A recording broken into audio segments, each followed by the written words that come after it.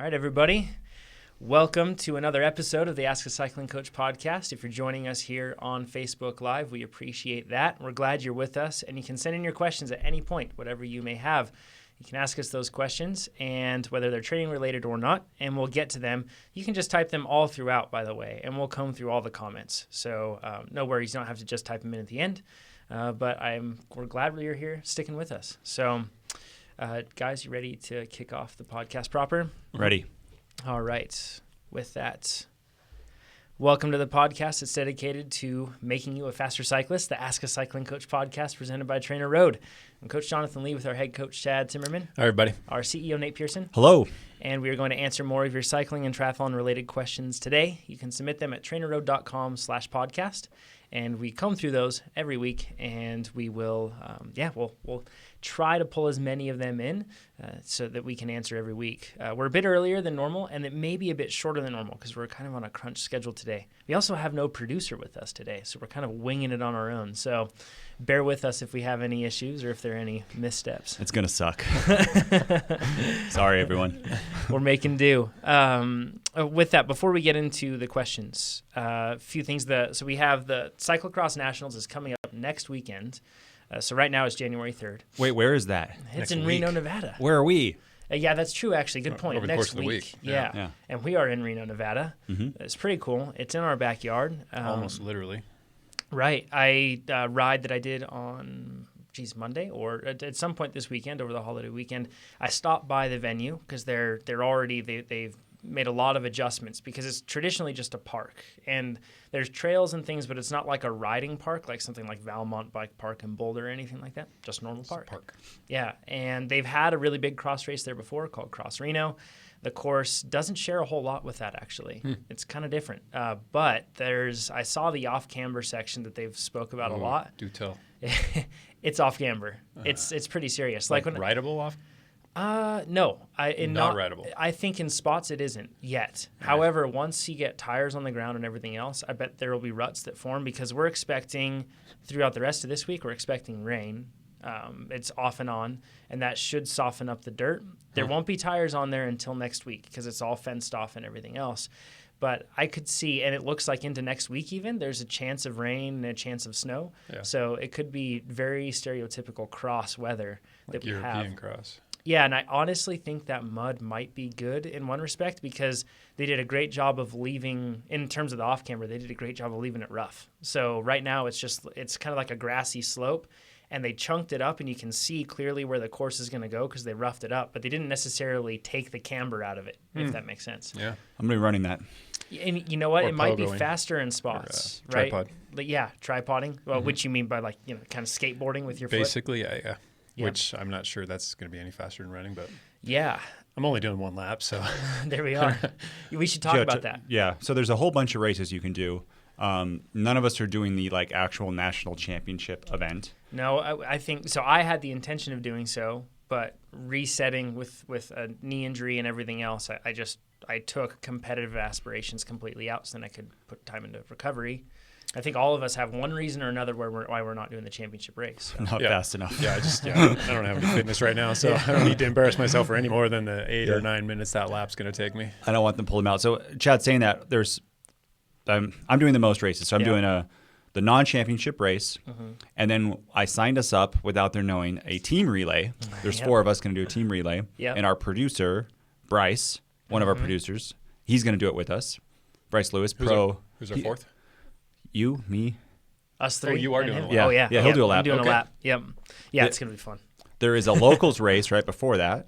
That's 3. And then there's an industry race on Saturday morning. That's 4. Then on Sunday, there's a mountain bike race in California. That's 5. Wow. That's a lot of racing. Really getting after it. it. So you're there. doing a lot. Well, I'm just doing the relay and the locals race, I think, and that's it. Yeah, I messed my back up last week, playing with my kids, and then I really messed it up pre-planning in this room, tying my shoe. Yeah. You guys saw it. That's dangerous work. And It's not shoe tying. I don't even know if it's here. Oh yeah, I'm using this little red rubber. It's like a rubber. They call it a thumb, Trigger point. but it's basically that's what it's supposed to act like is a thumb.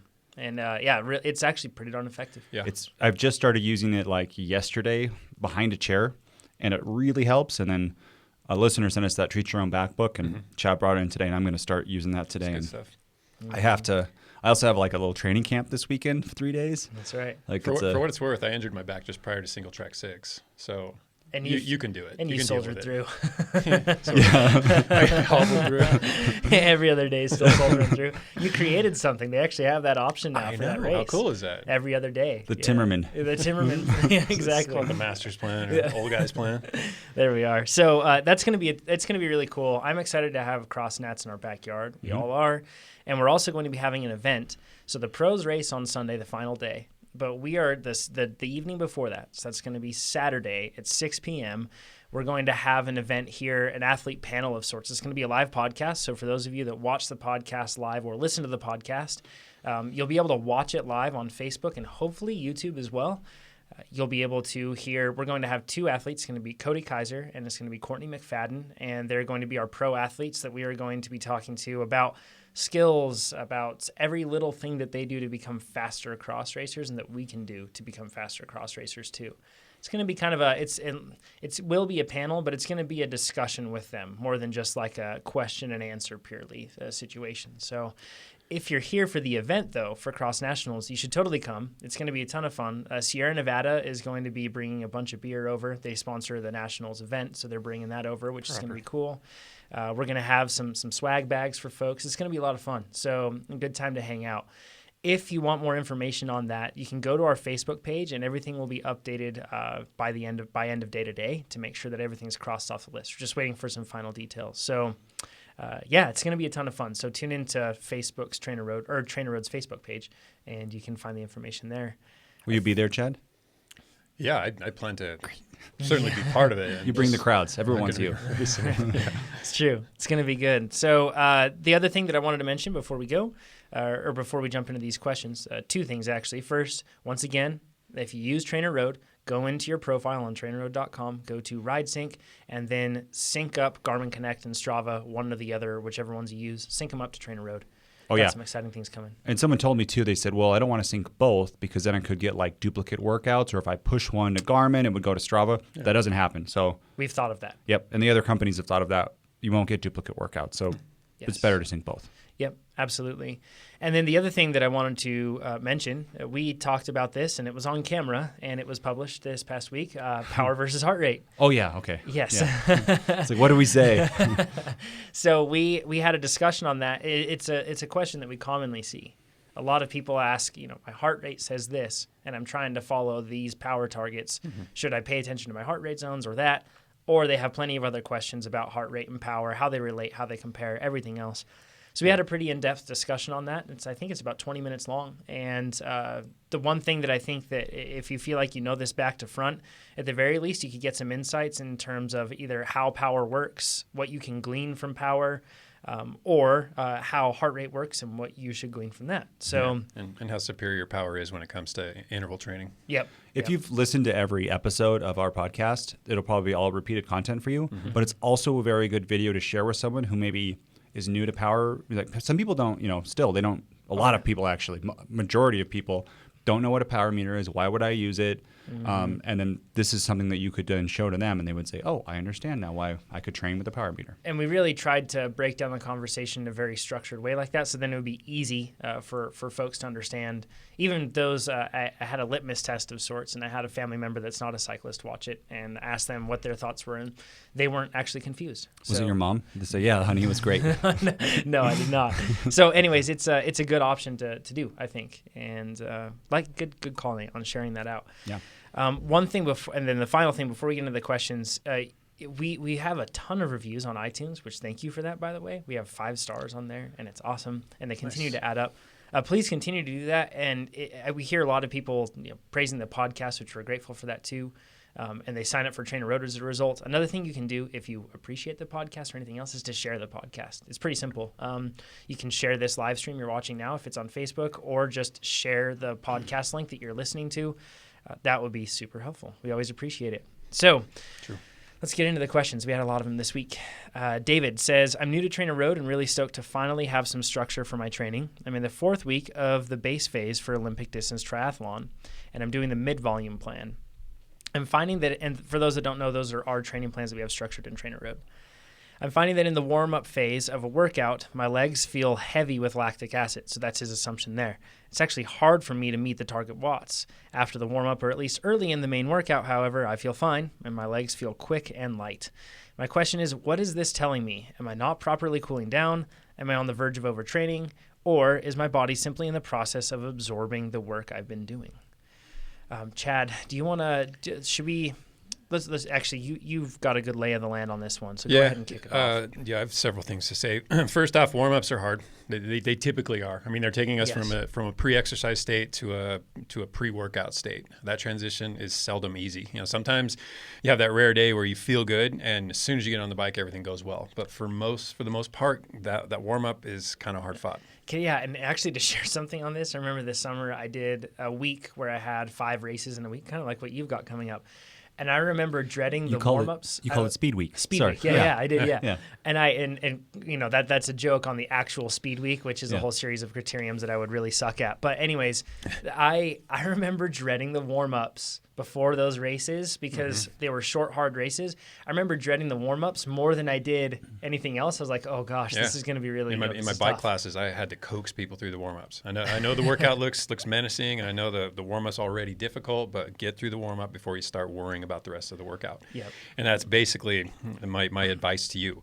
There are certain things physiologically that take place. The one study that I can cite, I think it was either pigs or mice, but there's a lot of basic physiologic carryovers and hemoglobin. So the protein in the blood that actually carries oxygen to your working muscles is twice as your blood gives off twice as much, or the hemoglobin gives off twice as much oxygen when it's raised by just 5 degrees centigrade.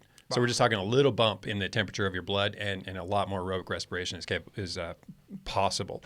So there is one thing. I mean, you start out feeling heavy-legged, and it's not lactic acid. First off, let's dispel that. Lactic acid clears much more quickly than people think. Even after a really highly intense workout, give yourself an hour and you're pretty much back to pre-exercise levels. And that's when you mean when he says, like, am I not cooling down properly? Like, is it left over from last night? Yeah, that by the time you get to your next workout, even if it's, you worked out at night and the next workout's early in the morning, lactic acid is not a factor. Yeah, if I could break one thing that I think a lot of people even subconsciously tie together is soreness in your muscles is not lactic acid necessarily, right? Yeah, so there's, it's that isn't related. Yep. So it's like I said, it's just a matter of taking yourself from pre-exercise or pre-workout to workout readiness. It's a tough transition often enough. And the fact is, you're getting through it. If you weren't, and you were starting that first interval or working through the first half of the workout and feeling the same way, that would be cause for concern. That would be an indication of something's up, a little bit overtraining, a little bit under recovery, whatever it is. That's not what you were describing here. You say once you get through the warm-up, you feel better. That's why we do a warm-up. We want those first intervals to be as productive as they can be, always understanding that those intervals may not be as productive as the later ones. So even when you're into that first interval or two, you're still effectively warming up. And usually, so give it time. You've designed the workouts too where never does it go, the first workout is the hardest interval of the set. Yeah. The first set, you're saying? Or the first interval. After the warm-up, the first interval is never like if you have 5 intervals at X wattage. Yeah. The first one's always like... And that's by design. Yeah, because I understand that, especially with a 60-minute workout where you're cramming a warm-up, a main set, and a cool-down all into that single hour, it's implied that first interval is going to be a little more taxing in terms of the fact that you're still warming. Yeah. And I even, a lot of the times when I put the workout text in there, I will say, if this first interval is really hurting you, dial it down a little bit. You can always bring it back up once you've furthered your warm-up.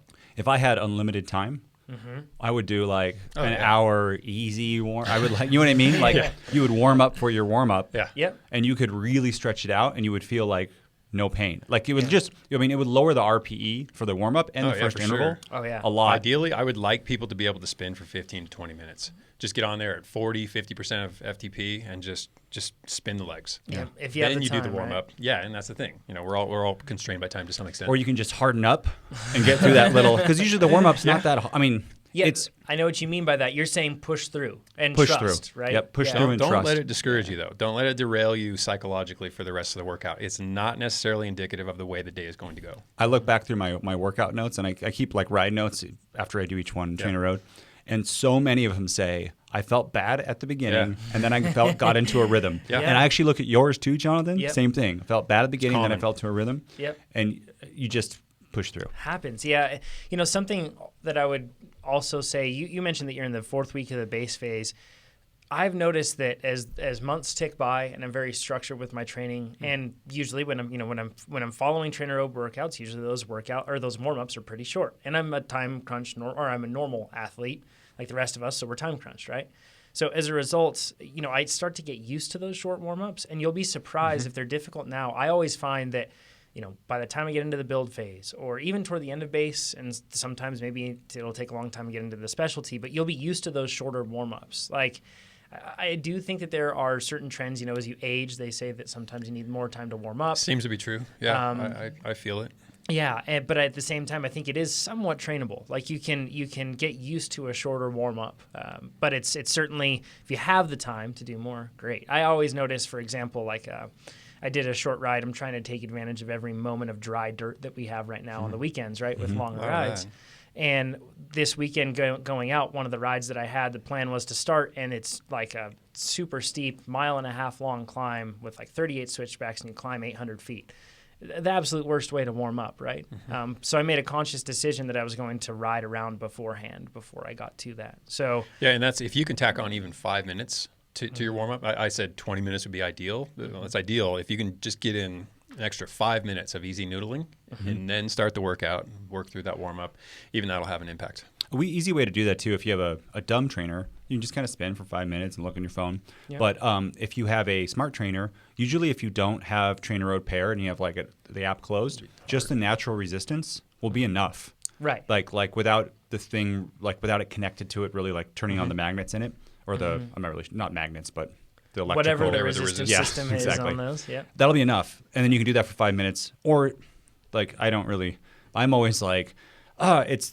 You know, it's 4:22, and I need to get on the bike by 4:25 in order to get reality. home by 4:10, or you know what I mean? Yeah, that's reality right there. So all of us. So actually, and I think Chad does too. I'm pretty big on structured warm-ups before I race. Nate, you've been doing some cross racing and other things recently, and you've refined what you feel like is it's a constant process. Yeah. But you've got a warm-up that you're using right now, right? Could you describe a bit the protocol that you follow? Yeah, I've only done this warm-up I think twice, Vegas and another race, but I felt fantastic when the race started. My handling wasn't there, but I felt fantastic. And over the course of the race, you don't feel like you spent yourself early? No, not at all. Cool. And then there was another race where I didn't do it, and I just felt like kind of flat. Yeah. It could be in my head, but I really like this. I have the Feedback Sports, what is it called? Omnium. And if you look at my Strava, Nate Pearson, there is a picture of it. You can see the setup. Add me. Wink, wink. Everyone that follows me follows you guys too. So I'm getting all of us fake or internet points. Yeah, right? exactly. That don't matter. So but anyway, you can see a picture of the Yeah. setup there. Yep. And I like to get there early, and I set my truck up so there's I put the bed down. It's like a little table, which is really nice. Get some music on, and then 30 to 40 minutes, like really easy, like 40%. Or no, 50% of FTP, just kind of steady. That's you can talk to everyone. It's really easy. And then after I feel sort of warm, I'll do threshold intervals of like 2 to 3 minutes long. Then I'll go another couple of minutes of easy, and then I'll do like really hard punches, almost like it's the start of the race. Yeah. Like for 15, 20, 25 seconds, somewhere in there. But I won't go all the way out, but I will go like dig deep, right? Yeah. And then rest a little bit. And I just kind of go until I'm like, oh, that's enough. Yep. And I know we have structured intervals in it, but I didn't really want it. Yeah. I would argue that that's excessive if it weren't for the fact that this is a short event. If you had a 2 or 3 hour race ahead of you, I'd say you're doing way too much work in preparation for it. But the fact is, it's a cross race, much like a criterium or anything that's hour, sub-hour, or right around that. And there's going to be a lot of intensity right from the start. I think it's a super good protocol, and it's working for you, which is the most important thing. Cross Vegas, 30-minute race. The other one, 45-minute race. Yeah. This week, 35-minute race or 30-minute races, and one of them, since we're only doing one lap, 7 minutes. Yeah. right? Well, Real warm I'm not on even that warm one. for that. yeah, 7-8 minutes. We I'm just don't. gonna hop on and Yeah, hope that it doesn't catch up to you. just watch the field roll away from me. I hope I'm not anchoring this thing. You're right though. If I was doing a long road race or something, I wouldn't do this. Yeah. Yeah, there's somewhat of a, and I don't know the science necessarily behind this, but it's more of just a saying that's commonly repeated, is that there's an inverse relationship between race length and warm-up length. In other words, if you have a long race, you don't necessarily need a long warm-up. Yeah, science. I mean, it just what works. I mean, if you go out and bury yourself in a warm up and then you roll out for some neutral start for 3 miles, what was all that for? It's a good point. This is, and we talked about this when we were discussing this. I mean, if you see a guy and you know it's a mild rollout and it's a 90-mile road race or something like that, and some guy's getting after it on the trainer, either that's someone who's kind of blowing it or that's someone who's planning an early attack. Yep. Either way, it can be informative. And there is this aspect of like getting your head straight, like Yes. getting like Oh, absolutely. warming up on the rollers. That's why I like the initial low intensity time. I mean, you're not hurting your body at all, but it allows you to psychologically start to zoom in on what's ahead. And that's why I almost like, this is going to hurt saying this as CEO, but I don't like using structured, like our app for the warm up at a race, just because sometimes that takes 20 minutes and other times it takes longer. You need a little more time to get into the zone, so Yeah, to speak. exactly. So it's more of the mental It's on your aspect schedule. where I'm like, okay, now I'm ready to do a threshold, Yeah. right? And there's no rush, and maybe if I don't do it, there's no, you know what I mean? Yeah, so we have. I've wrestled with that, and here's how I deal with it, because I still like to use TrainerRoad to follow the structured part. And we have, if you look in our workout library, you can sort by warm-up. That's one of the categories. And we have just a few that are different structure for different type of races, short, hard, or something a little more sustained. But with those, what I do is I usually spin easily, and I can just spin and for however long I feel that I'm ready to be warmed up. And then once I'm warmed up, then I load the workout and I can get going. So if you do want structure, that's an option for you. You can do that. But like you said, I think there's a big psychological aspect to warming up. And I've found, honestly, you mentioned the rollers, and you're talking about the feedback sports rollers. You do feel even, I'm sure, less hooked in than on a trainer there. And I've found one of the benefits of the rollers before a race is the fact that you really, there's a lot of kinetic stuff going on. It's a lot of body managing the bike and everything else. And it's very easy to feel like you're getting in the flow because you're working just, very similarly to what you'll be doing out there. So, yeah, I think there is a big psychological aspect to it. What I'm going to do now, Yeah. I have 5 races to try, right? Yeah. So I'm going to, this week, I'll do just the easy spinning, and then I'll load a structured warm-up and see, because I can play with them, right? Yep, I totally. could try both of them, see which one is better, and it's kind of all within the same course. Mm-hmm. It'd be great. Yeah, Maybe maybe some kind of a good A/B testing almost. air quote science. Yeah. So warm-ups, I'm a big advocate for using them. However, if it's a longer race, I just make sure that I've got a little bit of time to spin around. It's nothing too big. Yeah, so. there are some race scenarios where warm-up really isn't that crucial, if at all. Yeah. Even I would say one thing too, and as you mentioned, this is probably understood, but just in case it isn't, you mentioned if a rider's like really working hard and doing a hard warm-up, chances are they're going to get ready to go fast. There are certain races where the beginning, even though it's a long day, the beginning will be selective. And whether it's because of the profile or it narrows down to single track for a bit, and then maybe it opens up after that, whatever it might be, but it can be selective. Or a race like Leadville where you have so many people. So if you are warmed up and you're ready to put in a little more early on, you can probably get by a lot of those people. Yeah, so even on a long day, if you're looking for positioning, like in the case of Leadville, where there are literally hundreds and hundreds of riders to get past, depending on where you start, that's a case for it. Yeah. There's the opposite too, where like Carson City Off-Road, if they do the old course, it starts with an hour climb that's on a fire road. Yeah. And I see people go off the line so hard, and I'm like, I can see you the whole time, and there's no block. Right back. Yeah, there's enough. The road is big enough and there's no drafting, right? Because you're going slow enough that you can pass somebody the whole time. I don't. Why do people do that? I think that it's a lot of nerves, Excitement. right? People are just ready to go, and when we play the Disney movie of our own success story over in our head, it starts with us going hard and it finishes with us hands in the air. But that's not how reality works. In fact, last year during Carson City Off-Road, I didn't have a whole lot of time to warm up, and I was okay with that. And it actually ended up working out pretty well. When we first went off at the gun, the pace bikes that were in front of us, the motorcycles, they were not, and it's a long drag on a road for a long time, and it's uphill, but it's not anything super steep. And people were going super hard because they were trying to keep up with those motorcycles. I linked up with a few guys that I knew that were wise and that they would pace well. And sure enough, who was right with us in that pack was Lance, and he was just right on our wheel doing the same thing. Breathing through his nose. Lance who? Armstrong, yeah. Okay. Mr. Armstrong, yeah. And he was right with us and doing the same thing, and we let the pack go. And then toward the end of it, or I should say toward the end of the neutral section before we got to the dirt, people already started just blowing up, and that's when we started picking things up and actually going a little harder. So it really is course dependent, and it really is race dependent in terms of tactically speaking, you know. Agreed. So cool. Lori says, hello, I have been listening to the TrainerRoad podcast for about 2 months now and just started with TrainerRoad. Being a full-time student as well as being a full-time dad, the unthinkable happened while I started my base training, and I caught my son's cold.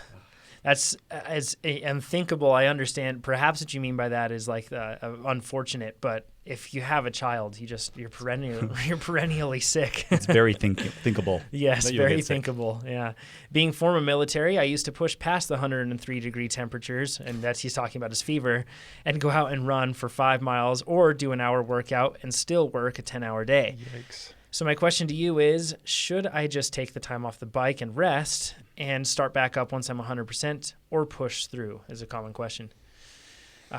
Chad, or actually Nate, I'll do the disclaimer. You've dealt with a lot of yeah. So yeah. Anything we say, like talk to your doctor. Can I work out with this? Because Yes.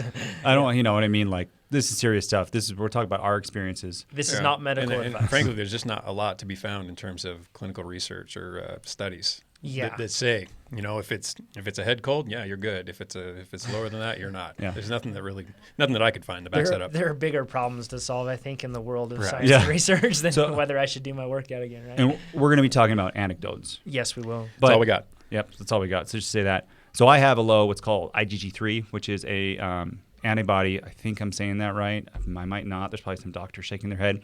Anyways, it makes me more likely to get upper respiratory infections. And the only way to improve it is getting these like plasma infusions, I think weekly. I don't want to do that. Oh, geez. Probably have to get like a TUE. But anyways, when I get sick, I always get an infection afterwards. And then that takes me 10 to 20 days of antibiotics, like way too much. It's no fun. That's So a process. What I have found is that I kind of pretty much once I get antibiotics, I come back into training and I just do really lower intensity, much lower TSS. I forget about the plan. Petit, Baxter. Those are workouts in Exactly. TrainerRoad. Mm-hmm. Yep. And I Easier ones. Yeah, I just try to do easier stuff. I definitely don't jump back into the hard stuff. And then I'll kind of like step back in a plan and look at like maybe the first week's workouts because they're usually the easiest in the weeks. Yeah. And I'll do some of those. And then once I feel great and the mucus clears, then I start going back to the normal ones. But it's always a fight in my house, kind of like my wife's like, "Are you training yet?" And I'm like, "Maybe." She's like, "You should be resting."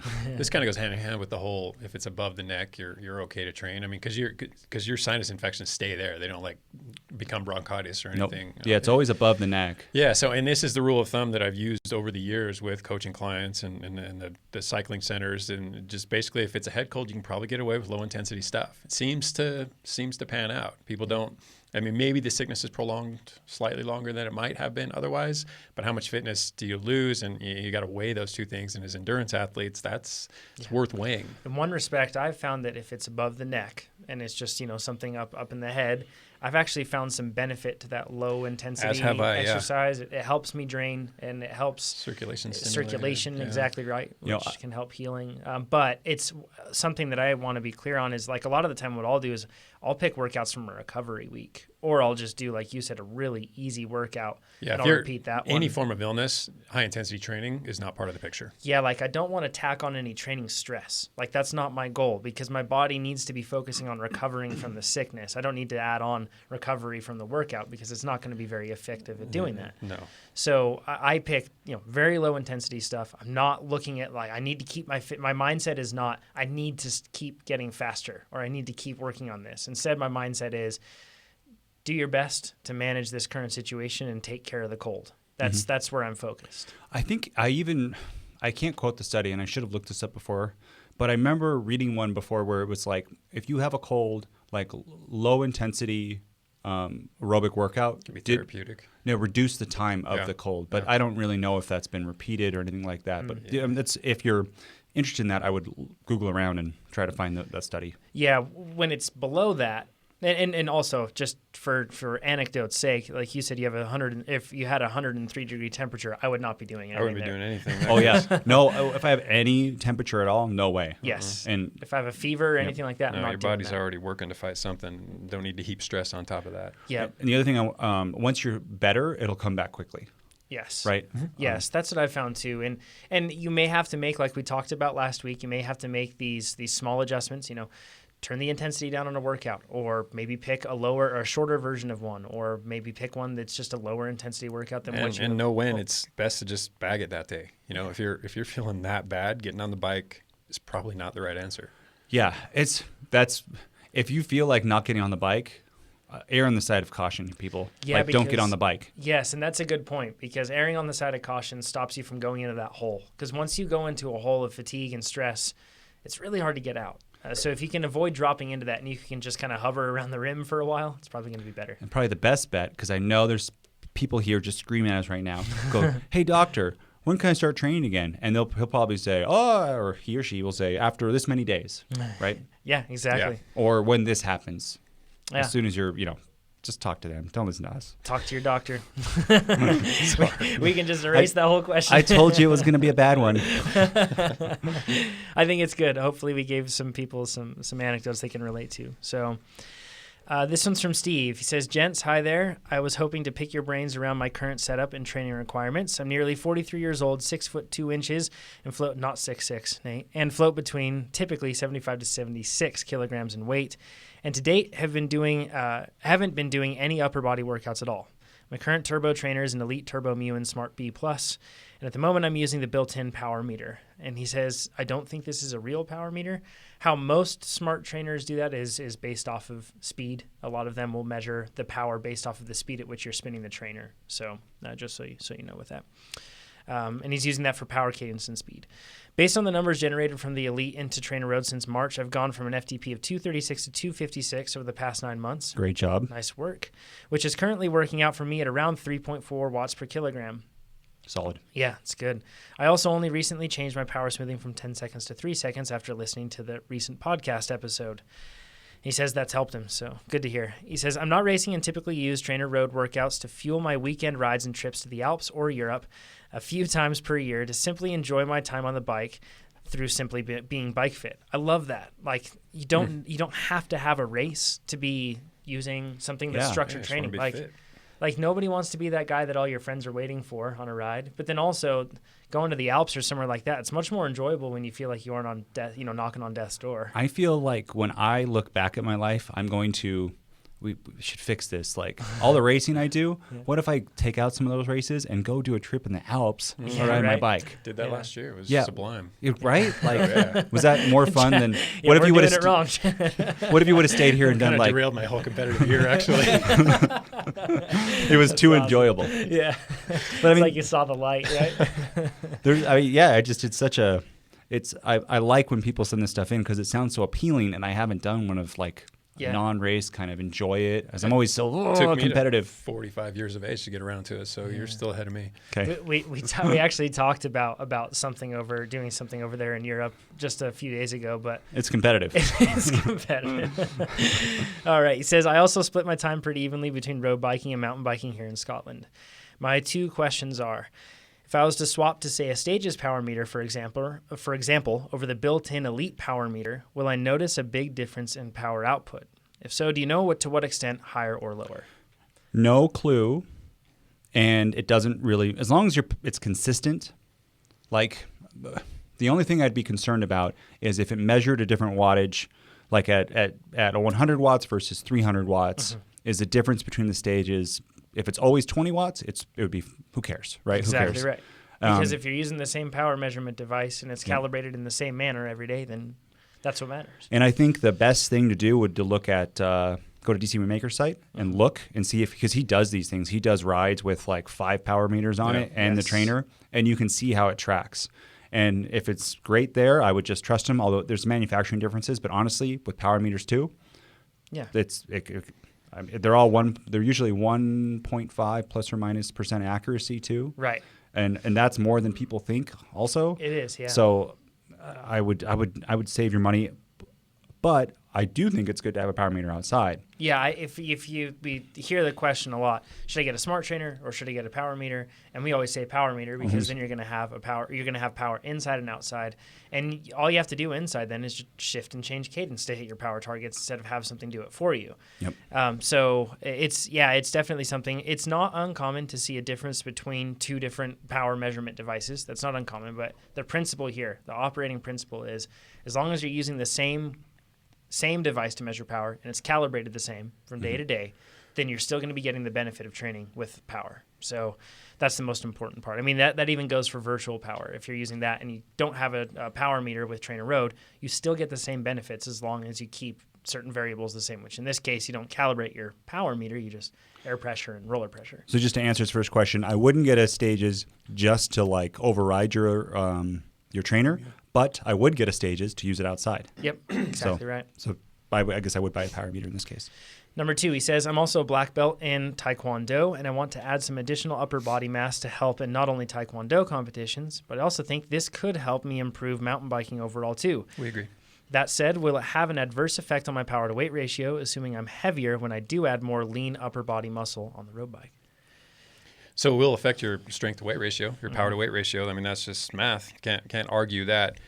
You still have to question whether or not it will benefit your performance, though. So don't just look at it in terms of how your strength relates to your body weight or your power relates to your body weight. Also look at it in the other ways that it can benefit you.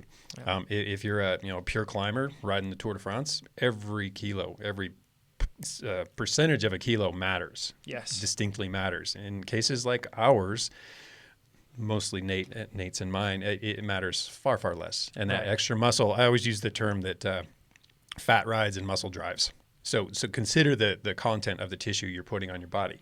If it's fat, absolutely ditch it. But if it's a little extra muscle that can do extra work, might benefit you. Yeah, and when you talk about mountain biking especially, it really can help you, and it can help you be more efficient above all. Like, it's not necessarily help you to be, sure, it can make you faster and everything else, but efficient in terms of biomechanics and how you move on the bike. Yes. Also efficient, depending on the type of strength training you do, in terms of how well you use oxygen to create energy. Yeah, it's a really good point too. Yeah, so it operates on that level. Look at Nino Schurter.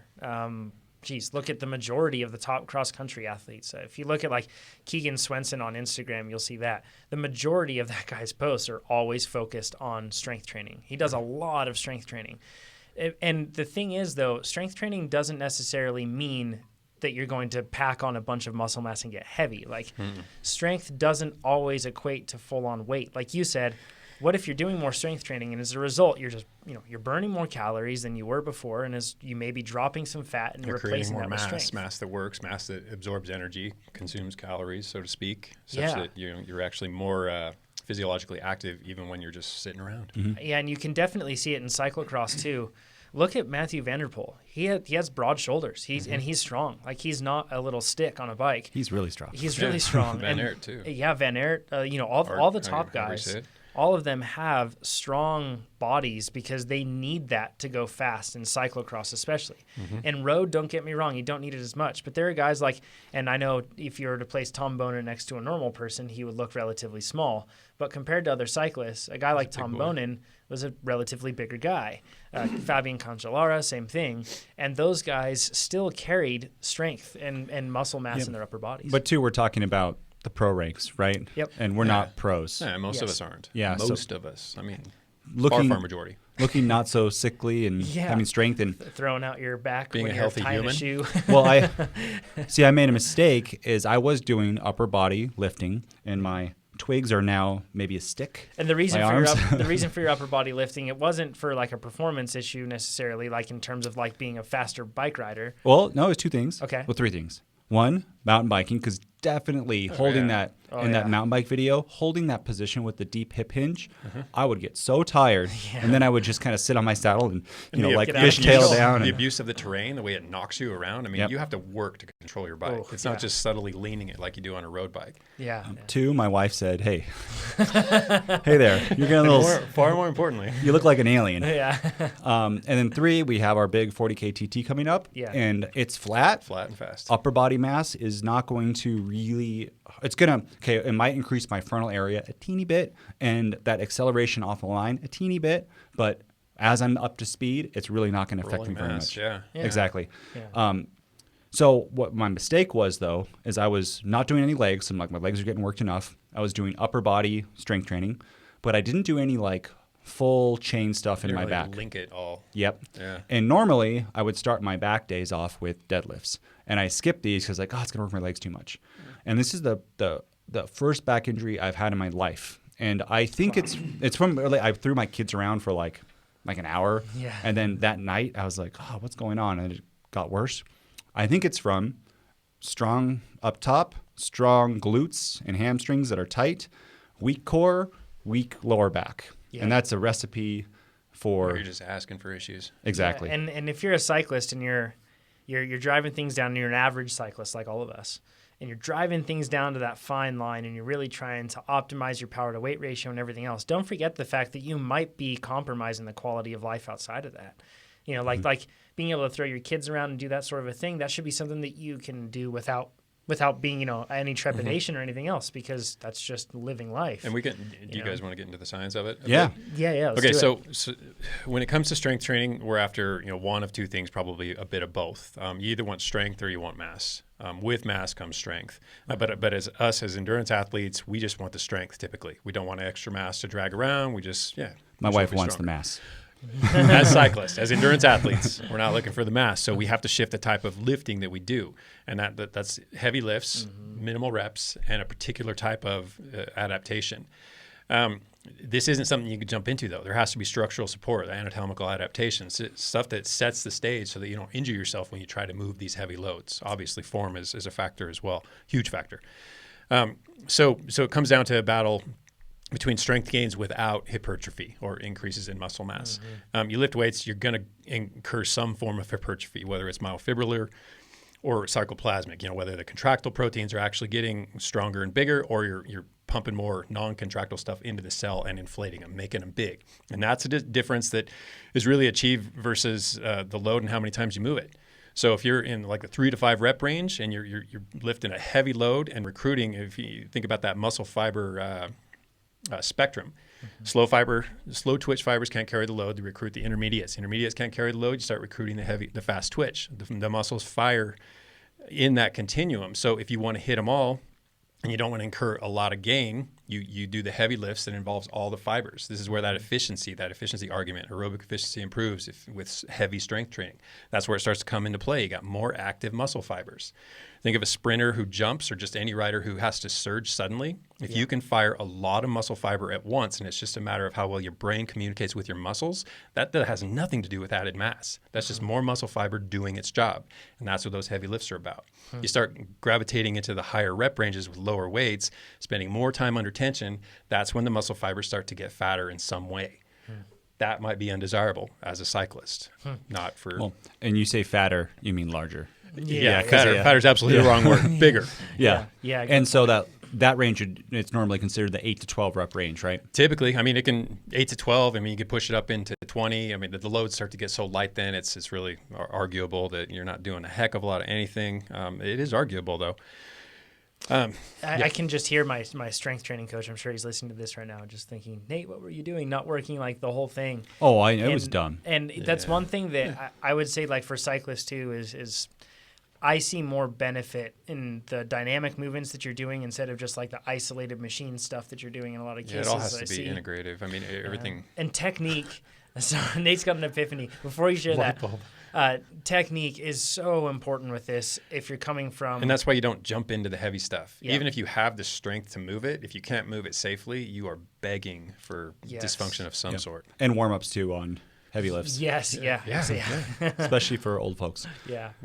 We did a video about sprint training for cyclists that had, so look at that, but also deadlifts was one of the central aspects of it, and I skipped it. It's a really complete exercise. Any exercise that links the lower half of the body to the upper half of the body via the trunk and makes it all work together as a unit that does work together in every circumstance outside of the gym. It's important. Because it's working together on the bike too. Like that's the thing. I think a lot of people try to separate that. it works together on the bike. I see so many people, even like roadies, they get back or neck issues, and when you look at them, they never put any effort into anything above the waist, and then they end up holding themselves in a poor position on the bike with muscles that aren't really strong enough to support what they're doing. The two other exercises that I really like that are not in that video, one, dips for mountain biking, because I feel like you're in that position and it's the same position that you're like. But you could get that through like a ton of exercises that actually involve the rest of the body. Again, integrative. One thing that I would say, and we were on that rip row that Lee has. If you don't have something like that, but you do have access to like a rowing machine, I think that's a pretty good movement that you can use that's helpful for mountain biking. Well, the other one I like is the T-bar row, which is when you take like a bench press bar or squat bar and it's stuck kind of, some people put it in a corner or there's like a little sleeve that you can put it in. And then I like a wide handle on it, and then you put weights on it, and then you just pull it up to your chest. And you're really standing on the ground, not to be confused with those machines that put a pad in front of your chest and make this something that's not really... Yeah, so you're bent over and you really retract your shoulder blades, and that too I find helps with being in aero position. Like because a lot of times I get this. That's a very bicycle-oriented position. Yeah, because I can get really tired up here, and then you lose so much time when you're like, and you got to get out of aero, and you sit up on your hoods, and you're like stretching around your back and wasting time. Yeah, exactly. Yeah, and one thing I should say, the last thing that I at least have to cover on this is timing.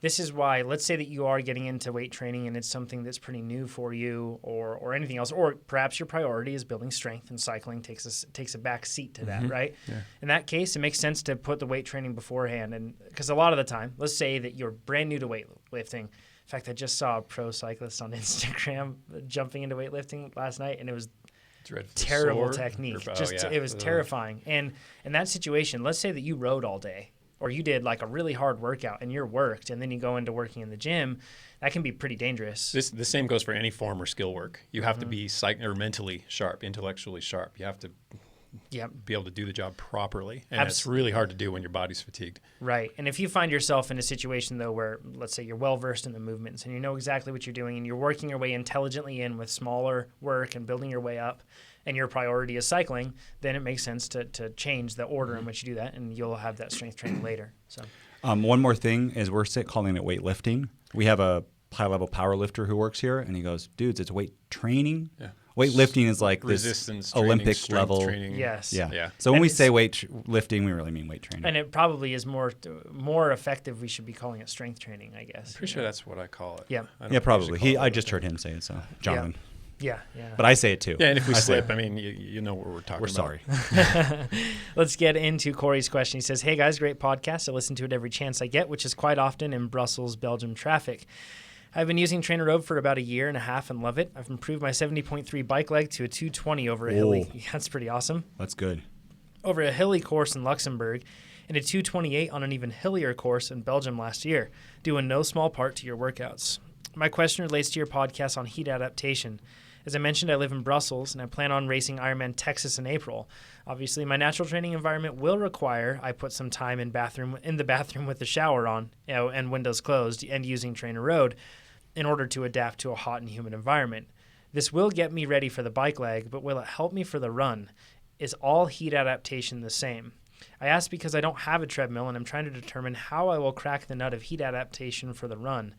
I am looking for a 320 or better to get me to a 930 to 935-ish overall time. Your thoughts? Thanks. Keep the good work. Great question. Yeah. Heat adaptation is specific to the body, or I should say general to the body. It's not specific to the activity. So it's more a matter of offloading heat. So if you're doing something that generates heat, being able to dispense that heat is what heat training is about. Doesn't matter which muscles are doing the job. And the adaptations that come with it, the physiological adaptations are an improvement in plasma volume, which helps us sweat. You start to lose less electrolytes. So when you do sweat, you're not costing yourself all those precious electrolytes that have to be restored at some point. There's an increase in things called heat shock proteins, which actually help our bodies deal with this heat influx. And all these things aren't specific to an activity. Yeah, that's a good point. So you get the benefit no matter what you're doing. Yeah, if you're doing hard work in high temperatures, heat adaptation is going to help out. I've noticed that in daily life even. I don't feel like I need to turn the AC on instantly when I get in my car. That's real. It's super hot, I notice across the board. I just imagine Jonathan driving with the AC off and the windows up in the summer, getting heat adaptions. Getting faster. Let's get into Ben's question. He says, "Hi guys, I'm a big fan. You definitely made me faster and I need your advice to keep it going. During the week, I get up at 4 a.m. and I'm on the trainer no later than 4:45, sometimes 4:30. What is a good breakfast to get me through weekday workouts throughout the year? I do sweet spot base, sustained power build, and the short power build, and cyclocross specialty, all mid-volume plans. I've tried a few different things, and I'm presently eating 2 English muffins with honey 15 to 30 minutes before my ride, and energy drink during. Thanks, guys. Ben." The only thing I could even possibly find fault with is if those workouts aren't very long, I'm not sure you need to eat anything during. You might not even need to eat anything prior, but there's cases for that.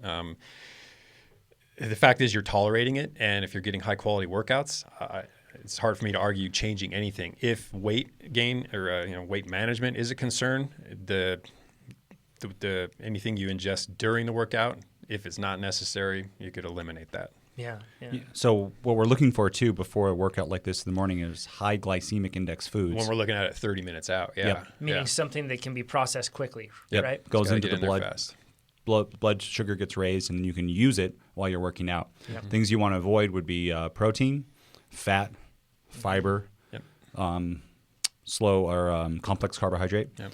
And one thing that's interesting is the glycemic index of fettuccine is much lower than the glycemic index of bread. It's basically the same stuff, flour, water, but they think that it's because Different type of wheat. the bread has all these holes in it, right? The yeast rises, and it makes it so when you do digest it, it's easier, like it's not as dense, right? It's so it's physically easier for it to break it down. It's an even simpler carbohydrate than pasta. there's more surface area. Yep. So it's faster to break down. And when I think of English muffin, I think of holes, right? Yeah. So I would, it stands to reason. I just think of white bread, which is highly glycemic. Yeah. Yeah, And that too. Exactly. But even this is English muffins are white bread, but it has holy. even more holes, I think, than a regular piece of bread. Yes. So this sounds like an amazing, And the honey on honey. top of it, Yeah. which is, about as high on the glycemic index as you can get. Yeah. It's just sugar. I'm going to try this because I've always struggled with early morning workouts. And and usually if I can eat a big breakfast and then 3 to 4 hours later, it's fine. Ideally, Yeah. it has that time. That's like weekend rides and pretty much only weekend rides. But it feels the best to get it done in the morning, right? It does. Just mentally. Agreed. And it's done. One thing try it. I would add to this too is and if somebody else is listening to this and you're going to, bring in some food 15 to 30 minutes before your ride, you have to be able to tolerate it too. And some people digest things, even if it's high or low glycemic, it might take a little longer for you. So you have to find out what that is, and it would be very unpleasant to be in the middle of a morning workout and to be choking on the food that you already ate. Yep. That would be pretty uncomfortable. And also consider the duration and the intensity of the workout. If you're getting on for 60 easy minutes, you probably don't need anything but water. Yeah. If you're going to get on for 60 hard minutes, maybe that pre-workout meal is exactly what you need, Ben. If it's going to be a low intensity workout, but you're going for 3 or 4 hours outdoors or even on the trainer, again, the length of the workout and just how hard you're working is absolutely going to influence. I am totally a carb. My body just loves carbs. Yes. And I did Baxter last night, and I haven't had this feeling for many, many weeks, but I felt, you get that feeling where your central body, you just feel like almost shaky, like it's all gone. Your legs feel fine. Yeah. Baxter's it's Pretty much aerobic ride. Every follow-up workout.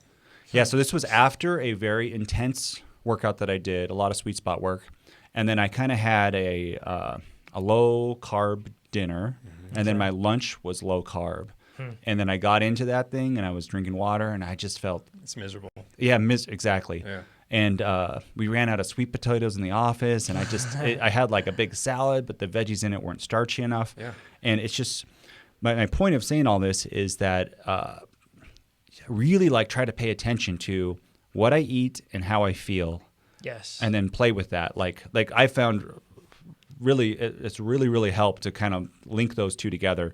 And for Ben, I think, Chad, your whole point is you don't have a weight problem, and you're eating 2 English muffins with honey, and you're feeling great through the workout. Yep. Go for it, right? Stop looking at what you're eating and start looking at performance. It's just people get so distracted from what we're after, which is becoming better performing athletes. If a little more food makes that happen, then make it happen. I've suffered through so many of the workouts that Nate just described because I was on some, low glycogen or depleted form of training, chasing a particular type of aerobic adaptation that I can get if I just work hard. I mean, there are different ways to go after this. And those get really demoralizing after a while. If I'm just going to get on the ride and do 45 easy minutes today, no problem. But then you get on, and 10 minutes in, you're shaking and quivering and watching every minute tick by painfully slowly. Yeah. It's not encouraging. It's not motivating. Yeah. I found and I think we're going to do a video on this, but my favorite, I'm going to mention it here. Yeah, okay. cool. Is cook a big sweet potato ahead of time. Okay. And then I put black beans on it. Yeah. And then I get at a grocery store here, they have fresh pico de gallo that's spicy. Yeah. I put that on it. So sweet potato, black beans, pico de gallo about 3 hours before. Sounds delicious. It is delicious. Black beans, high in iron, fiber. We have enough time, to digest it. I'm not putting any butter on it. Sweet potato, lots of research that sweet potato is an amazing food. Yep. The lycopene in the tomatoes is good. Onions have benefits too. It's a vegan veggie food. If you live in Las Vegas, you can just go to, what was the name of the coffee shop next to the golf course? Yeah, that's I'm trying to imitate this because Chad and I found this. So good. I ate this for breakfast at a coffee shop in Las Vegas, and I don't even know what the name it was, but right next to the cross course. Anyways, I find that 3 to 4 hours ahead of time, I just have such great workouts when I eat that. Sure. And I don't think I think any nutritionist will say, those are 3 good ingredients: tomatoes, black beans, sweet potato. Mm-hmm. I'm kind of excited to do that video that we just talked about because I think it'll have a lot of good suggestions on it. Yep. I think the place was Madhouse Coffee. That's it. Yeah. Madhouse Coffee, right. Las Vegas. You can get it. Except theirs is sweet potato with chickpeas and a walnut sauce on it, which is another thing you can do is you can change this meal up a little bit because so when I say sweet potato there's yams and there's sweet potatoes. Yams in the U.S., you really don't ever get a true yam. It's like an African thing. You probably never tasted one. But when you go in the grocery store, there'll be yams and sweet potatoes. They're all actually sweet potatoes. But what you want is a dark – I try to buy the ones with the darkest flesh. Okay. But there's different varieties. And there's a Japanese sweet potato that's a little bit lighter but still has health benefits. And you can mix things different ways. So – different sweet potatoes, then I can do black-eyed peas or pinto beans. And then if I don't have fresh salsa, maybe I'll do pinto beans with tapatio. That sounds really good. Right?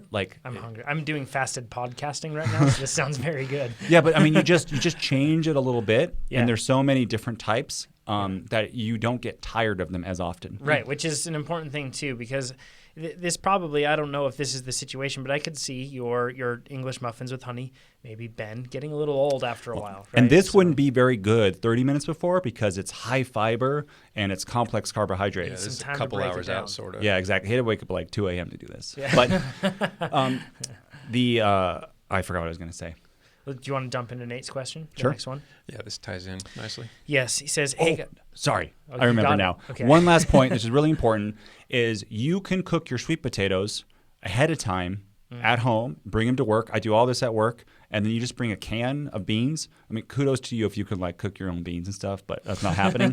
But it's just so convenient, right? And I'm going to go to a training camp this weekend, and I'm cooking a bunch of sweet potatoes, and there's a microwave in the place. So instead of having after the ride, instead of having a huge pizza with the boys, got a bunch of races. I want to feel good for the next day riding too. Sweet potato and black beans. That'll fill me up, and I won't have as much pizza and as much beer at the training camp.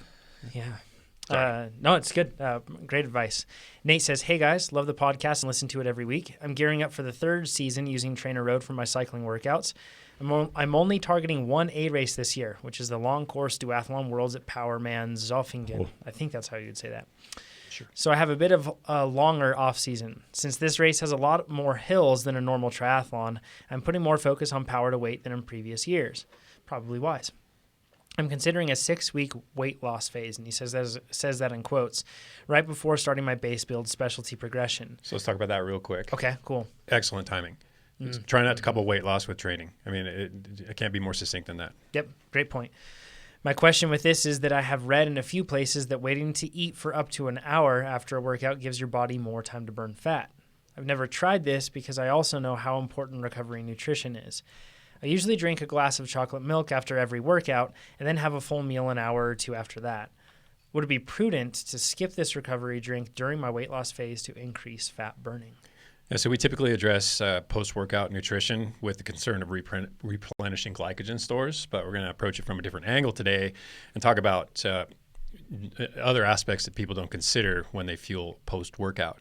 And one of them, so what you're after is that whole buzzy cell signaling, PCG1 alpha, the increase in mitochondrial biogenesis takes place when you operate in a low glycogen state. This is real, but it's also better timed than during training, which, as mentioned before, this is a great time to time that sort of thing. However, post-workout, I'm not sure it's a good time at all unless those workouts are low intensity. Maybe you come into them depleted, and you liver's empty. You got some muscle glycogen to burn off. You burn off some of that, but either way, it constitutes a depleted ride. Maybe you get a little bit of that adaptation, and the intensity of the workout's low, so it's not destructive. But if you're doing high intensity training, there's the interplay between your anabolic hormones and your catabolic hormones, namely insulin and cortisol, respectively. So if you do a high-intensity workout and you've got a bunch of cortisol coursing through your system, and cortisol is not a bad thing, let's be clear on that. Cortisol is a catabolic hormone. It breaks down fuel supplies. It helps us operate. It breaks down fat, breaks down carbohydrate, but yes, it breaks down muscle too, especially as the intensity ramps up. And that's what we're worried about here. So if you're starving your system of carbohydrate and your system's coursing with cortisol, it's a very real threat that muscle will be metabolized, which is exactly what we don't want when we're doing this form of training. We're looking for muscle synthesis. We want to get stronger. So that's one end of what you're trying to, or what we're addressing here. It's a real concern. So in the case of high intensity training, eating afterwards is absolutely recommended. Stimulate insulin, stave off the effects of cortisol. Additionally, high intensity training, there's an immunosuppressive effect. So you're dealing with stressors. Your immune system has to dedicate its resources towards that. So you become a little more sensitive to possible illness, et cetera. And then there's also sleep dysregulation. These high cortisol levels, if they stay high, can start affecting your sleep quality. Where sleep quality affects cortisol levels, and it's this awful vicious cycle. I've felt that tons of times where you do a really hard workout and then you can't sleep. Yeah. And while you're not sleeping, cortisol's up and higher than normal. Then you get up and you've got elevated cortisol levels all day. And over time, as endurance athletes, we have typically high, elevated cortisol levels. This is why we have recovery days, recovery weeks, and transition periods to avoid the negative effects of these lifted cortisol levels. So I guess in this case, if he's doing a weight loss phase, though, does he need to take in a recovery drink every time? No, and see, I don't see why not. In the case of even with weight loss, if there's any intensity in this training, then fuel prior to the workout. If it's a long workout, fuel during the workout. If it's a particularly high intensity, maybe you fuel during the workout, and then definitely fuel after the workout. If you're doing low intensity stuff and you're not really taxing your body in the same way, and you can get away with postponing that meal afterwards, that's okay. I do think there are better ways to go about it, and we'll talk about those in a minute. I do like the fact that he's considering a 6-week weight loss phase. It has to be multi-month. I mean, if you could dedicate 2 or 3 months to it and make it this very gradual, subtle shift over time, even better. But a few of us I think plan that well. We're like a pendulum in that situation a lot of the time with weight loss. We think, I'm just going to crash this thing, and in a week or two, I'm going to get to where I need to be. Yeah, I speak from recent experience. That does not work. Yeah, or we think, I'm going to, over the course of the year, I'm going to cut out a pound a week sort of a thing. And that's actually really tough to manage too. But if you kind of give yourself this window of structure, but it isn't anything that compromises the quality of the rest of your life and your training or anything else like that, and it's much more possible. And during training, look at some of the obvious gets. I mean, with me, I cut out beer, I lose weight. It's that simple, because beer is what's keeping the extra pounds on. But maybe you have a thing for ice cream or sugar, but the overt sources that are basically non-nutritive, they're not helping you in any way. They're just comfort foods. You enjoy them and you eat them for that reason alone. Eliminate those first. Let's talk about that, because recovery drinks, he said he was going to have chocolate milk, and we looked up 2 cups of milk. I think it's whole milk? Yes. Yep. Actually, no, 2% was only, but 2% wasn't much. 2%. Yeah, it was 2%, but it shockingly was not that far off. They aren't as different as you'd think. 418 calories. Yes. Right? And a glass of milk, so about 2 cups of it. Now, if you kept your diet the same and your caloric expenditure the same, over a year, if you did that every day, you would gain 44 pounds. Isn't that crazy? It's crazy. Yeah. I just did the math. So that's another thing about weight loss. So you just said the pound a week thing, you could do gradually. I think you could do That's even escalated it, I think. If you are not a cyclist and you have a lot of weight to lose, let's say you're obese, doing something long-term like that, highly recommended, I think. Don't try to crash, I'm going to lose 150 pounds in 6 weeks. Yeah, not going to work. Pound a week, 2 pounds a week when you're obese works great. And the thing that people don't realize, though, is that like handful of nuts could be like a lot of 250, 300 calories. Calorie-dense food. Exactly. Oh, nuts are good, or maybe that soda, right, that you have with lunch or something like that, is that you look that up. That's when I did a calorie counting for like 3 or 4 months. I was amazed, right? Like I'm pretty in tune with how many calories are in certain things. And cream cheese, like right on your bagel. You do that every day, man. If you can gain a lot of weight or lose a lot of weight. But see, this is why the whole multi-month or at least multi-week approach, and by multi-week I mean many, like ideally 8, 12. So in multi-month is the way to do it, because you can make these subtle little adjustments that you barely feel, but that have an impact over time. Yeah. This is a timely discussion for this time of year. We see a lot of people going through those type of crash diets, so to speak. Last question here, and then thereafter, for those that are with us on Facebook Live, we'll answer the questions you've been sending in through there. From Erica, she says, "Love the podcast and product. Thank you. I live in Pittsburgh, Pennsylvania, which is a very hilly city." She says Western Pennsylvania is hilly in general. It's actually home of the Dirty Dozen bike race. That's on my bucket list, by the way. I want to do that one day. So it's 12 of the steepest streets in the city, including Stanton Avenue, one of the steepest in the world. If you watch footage of this one, it's nearly comical how steep those streets are. You want to do it, Chad? Watch Manayunk. I don't need to be part of this. Yeah, that one. No, this would send me into a horrible weight loss spiral. Yeah, that's true. He says, "I climb like an elephant, so I try to avoid hills. But then when I can't avoid them during a ride, it's an absolutely miserable experience, and I usually end up doing the walk of shame halfway up a hill. My question is this: what's the best way to become a better climber? Since I began using TrainerRoad about a year ago, I have become a stronger rider, but I'm still not strong enough to tackle hill after hill on a ride. Is it best to ride outside on hills or stick to a training plan, or both, or more of one than the other? I do know that I could probably lose some weight. I just really want to be able to hang with local club rides this summer and stop avoiding rides that are that hilly." So I guess we've talked a lot about how to become a better climber. Yeah. We've talked about the equipment side of things and everything else, but let's roll through those again, just for folks. The first thing that I see, even if you're really fit, if you have the wrong gearing, it makes it an absolutely terrible experience. And there's no shame in going for a 36-tooth rear cassette. No, especially on courses like this. Oh, on that course, yeah. You hopefully look for like a 1x11 cassette from Strand that has like a 42 on there. It's really steep. Yeah, Eagle 50 even. on something like Yeah. that. No, more, because I just looked it up. 37% grade is the steepest one. Yeah, so steep. Jonathan, what did you have on Mauna Kea? I had a 28 front with a 42 rear. Right? And Arguably Jonathan, undergeared too. when mountain biking, national level mountain biker with a 28 and a 42, Yeah. and I think it pitched up to 15 or 20%. It was sustained around 15 and upwards of 20 to 25 at times, but nowhere near 37. Not 37, I right? believe that's even real. Yeah. So we talked about this before, but That's so steep. so allegedly it says the steepest public street in the world. Yeah. Which, Huh. so I think it is actually, yeah. but I don't even want to drive up that. if you're feeling, Erica, if you're feeling like, oh, I have to walk up that, like any of us on our normal bikes would walk that. Like, Yeah, it'd be really tough. Maybe you if see like guys- sprinting at full speed and then get up halfway and then fall off. And yeah, And if like you're geared for that, you're going to be moving along at like 2 miles an hour. Yeah. the saying that everybody, and I'm not sure if it's true or not, but everybody attributes it to Greg LeMond. I'm not sure if he actually coined it, but it never He did. gets it. Yeah, it's not that it never gets easier. You just get faster. Yeah.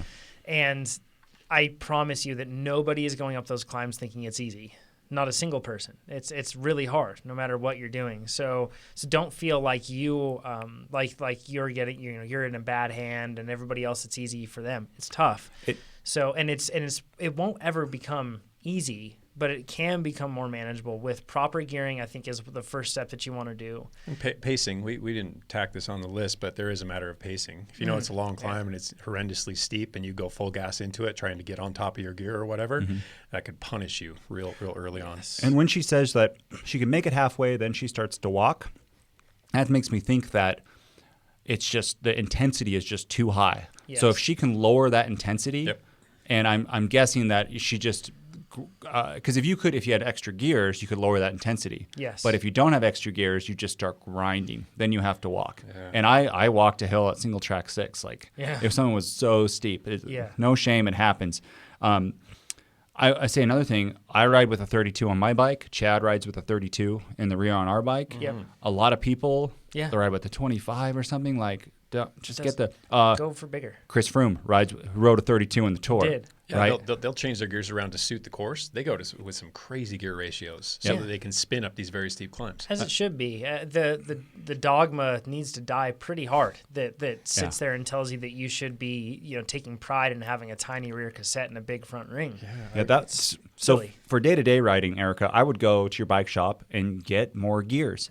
Just do it, because then you'll actually be able to train more. You won't be walking so much. You'll be riding more things. And I don't know what type of bike she's on, but even a triple, if you have the option. Yeah, if you can find them. You can usually find triples with you won't find it probably with Ultegra or Dura Ace, for example. You might be able to find it with like 105. Yeah, you can get Ultegra. And 105 or Ultegra, but even going down to 105 is great. Like it shifts extremely well, so it's still a good setup. And then weight's a huge thing too. Losing weight. And the thing is, I think that we don't understand how helpful that 1 pound less feels when you're climbing. It really does make a big difference. There's a reason pros ditch their bottles before big climbs. Yes. It's not just psychological. That's weight that you have to carry. That's math, physics. It absolutely is. Yeah. And I think the other thing that we could talk about is if your FTP is going up, it does tend to make everything easier within reason. But it does tend to make things like this easier because the climb will kind of dictate. The climb and your weight is going to dictate the force or the power that you need to put out going up that hill. And so if that power is a smaller percentage of your threshold than it was before the weight loss, and that can really help, or before the power increase, that can help. And if I was going to do the Dirty Dozen, just like we did for you for Mauna Kea, is I would have a special setup for my bike. Totally. Like For sure. like I said about reducing it so you can do all the climbs. Just normal riding, I would do that. But then for this race, I'd go crazy. I don't even know what I would do, but I would go crazy and have something that's like a 2450 or something. Exactly. Like Sure. Right. Go as ham, much as I could, as they say.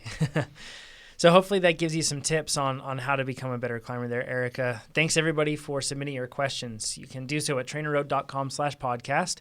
And you can share this podcast, rate it on iTunes, do all that other stuff. We'd appreciate all of it. And remember, if you're going to Cyclocross Nationals, go to our Facebook page, and you can find out more information about the event that we'll have going on, the Panel with the Pros event that we have the Saturday before the Pros race.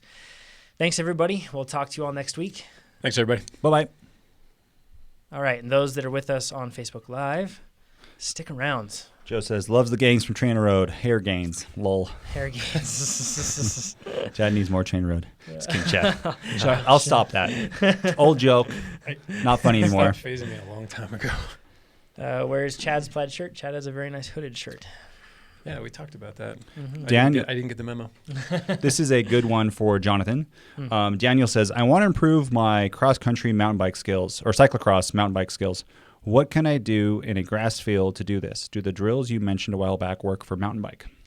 Yes. I think that getting comfortable with your bike and knowing that you don't have to bail off your bike or don't have to dab a foot can really help with those situations. So simple things like bottle pickups where you put the bottle on the ground, that's a good one. Slow races are really effective, and you can do a slow race with yourself or a slow race with somebody else. But basically you have point A and point B, and you challenge yourself or you challenge others. The slowest person or the slowest that you can go across or from one point to the next is the goal. And it's really helpful. And It's fun, too. the funny thing is you'll find yourself learning to track stand that way without actually trying to practice how to track stand. And that just gives you way more confidence on the bike. The other thing that I would mention is learning to ride with your core, and I mentioned this before, but it pays off massively. And you can start out with that by riding a route that you know well that isn't too dangerous. Work your way up on this to trails that might be a little bit more challenging, but never really dangerous stuff. But take one hand off and ride with one hand off the whole time. And at first you'll feel really twitchy because you're over gripping on the bars. And then if you focus on engaging your core and relaxing that arm, you'll recognize that you're a lot more stable. So those would be some quick tips. Chad, here's one for you from Steph. Last 2 months, I've been stumbling my way through short power build. In these 2 months, I've had the flu twice.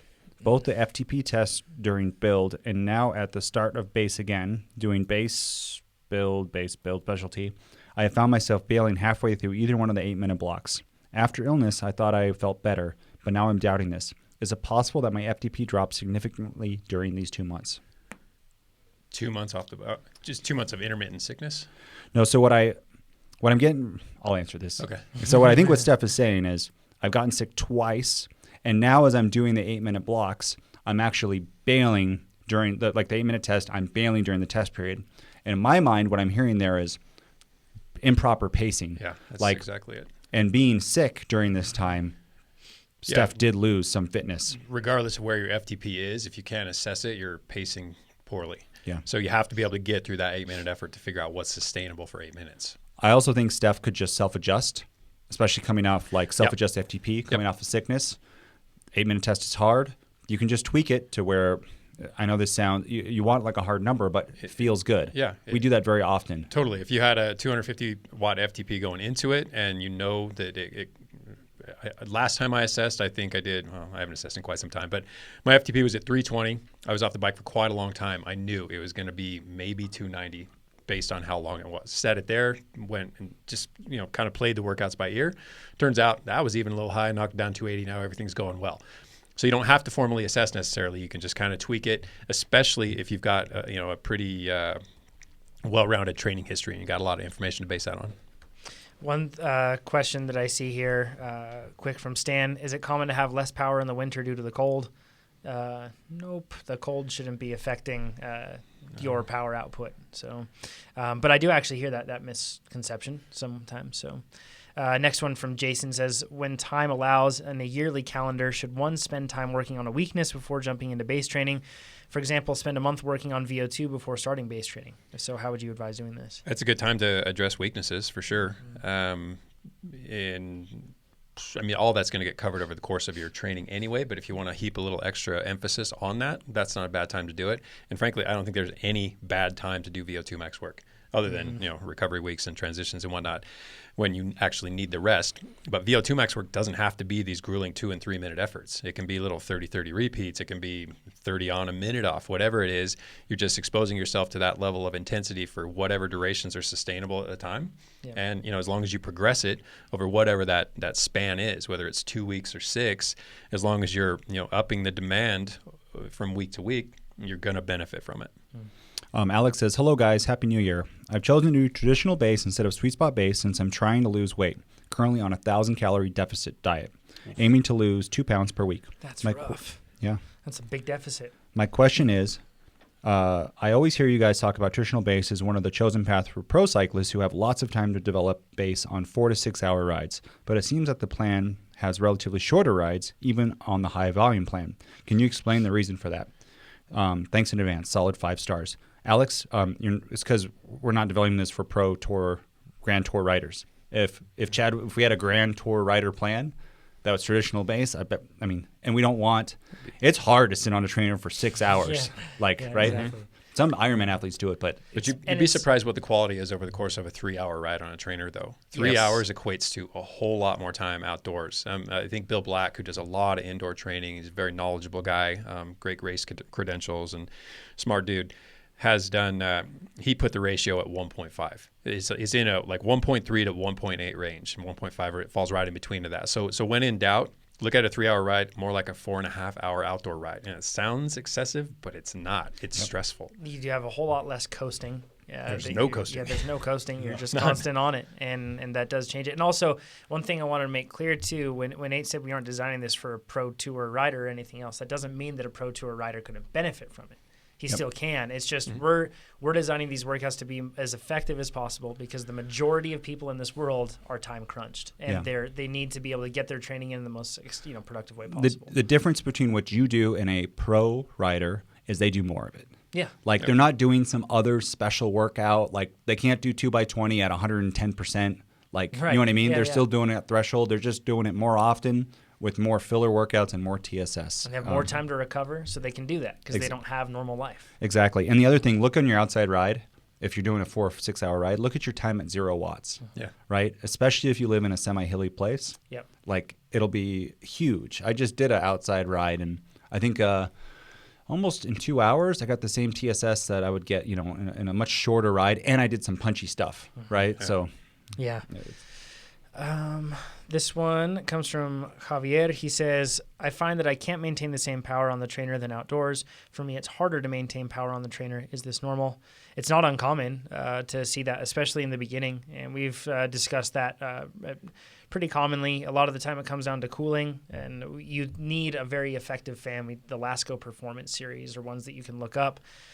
But really, you don't understand how important it is to be properly cooled off and have air going over you. That's the number one get. There's also a learning curve to learning how to apply power so steadily. There's no doesn't relent ever. Yes. I mean, even on a flat road, looks pan flat, and you feel like you're just steadily on it the whole time. There are little micro undulations, things that you don't necessarily see, but your body absolutely feels. Jason asked, question. When time allows in a yearly calendar, should one spend time working on a weakness before we just covered that one. Oh, sorry. No worries. I should listen to you. I'm reading. It's a good question. Yeah, it was. Yeah. Derek says, what's more important, heart rate or power for a session that lasts 60 minutes? You can check out a YouTube video all about that. But it really depends on your goals, right? If you're doing structured work, power is very important. You can still have your heart rate monitor paired and get all that data. That's not bad at all. But in terms of structuring work, power meter is much better for structuring work. So, and measuring work, I should say, too.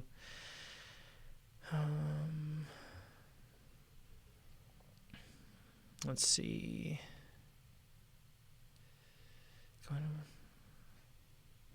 Going to wear tri-shorts for the next Ironman. Any advice on how to reduce discomfort in the saddle? I'm curious on this with tri stuff. Is it because they have a smaller chamois in there, usually, or thinner chamois is probably a better way to say it. That thinner chamois, is it noticeably more uncomfortable on the bike than the thicker chamois, Nate? Less bad. It depends. Yeah. It depends on it, because I've had cycling bibs that are less comfortable than tri shorts, right? Yeah. But I'm not sure who asked this, but tons of people, even pros, I remember Jordan Rapp did an Ironman, they go in the changing tent and they put on cycling bibs. Or you can have, they even have cycling shorts that you could wear without the bib strap, so it's easier to put on. And for it, how long can you strip off some tri shorts and put on some cycling bibs? Probably won't take or too long. Cycling shorts, Yeah. really quickly, right? Versus constantly shifting and adjusting and getting out of aero position. 112 miles and things that might hurt. Yeah. Right? Exactly. And then again, you have to do it before the run. But also, it's in its rested time. You're not moving. I mean, it's relative to actually running or biking. Yeah. I don't think it is going to take as much out of your whole race time. It'll probably improve it by doing that. Oh, yeah. So in Kona, pros do that too. Like, Yeah. if pros, I don't know. Even if it takes 30 seconds to put them on, 30 seconds to take them off, 1 minute over the course of an Ironman to save you a lot of grief. Yeah. And all the distraction that happens when you're shifting, because, I mean, I'd be willing to bet it's actually faster. Yeah. In a lot of cases. What about running with a chamois thereafter? No, a lot of people actually, they'll, even they don't like running in tri shorts, and they'll take those off and they'll put on running shorts. Yeah. Right. Man, that would seem like it could get really uncomfortable too if you're running with that. Tri shorts are actually pretty comfortable because they're like just spandex skin. that. Yeah, they're designed for it. And it's not a bulky chamois, so you don't have chamois would be problem hard, with that. and it would be hard. They also don't do that. You don't have when the swim. You don't want to really absorbent chamois, because you can Yes. imagine like running Like a with a diaper. sponge, yeah. Yeah, like a little kid. Yeah, or riding on a wet chamois thereafter would be pretty uncomfortable too. Yep. Yeah, that would be uncomfortable.